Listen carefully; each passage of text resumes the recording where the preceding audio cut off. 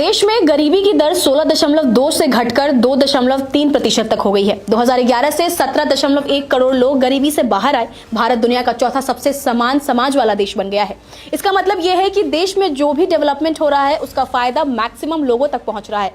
World bank latest report Gini index में ये जानकारी सामने आई है। इस लिस्ट में भारत 167 देशों से ऊपर है। भारत दुनिया के उन देशों में चौथे नंबर पर है जहां आमदनी का बंटवारा सबसे बराबर तरीके से होता है। इसका मतलब यह है कि भारत में अमीर और गरीब के बीच की आर्थिक खाई पहले की तुलना में कम हुई है। भारत का गिनी इंडेक्स 25.5 है। ये दिखाता है कि देश में आर्थिक असमानता कम है। ये स्कोर स्लोवाक रिपब्लिक, स्लोवेनिया और बेलारूस के बाद आता है, लेकिन चीन, अमेरिका और G7, G20 देशों से बेहतर है। दरअसल गिनी इंडेक्स एक तरह का इक्वालिटी मेजरमेंट है जो ये बताता है कि किसी देश में आमदनी या दौलत कितनी बराबरी से बटी हुई है। इसका स्कोर 0 से 100 तक होता है। 0 का मतलब है कि सबके पास बिल्कुल बराबर आमदनी है और 100 का मतलब है कि सारी आमदनी केवल एक व्यक्ति के पास है।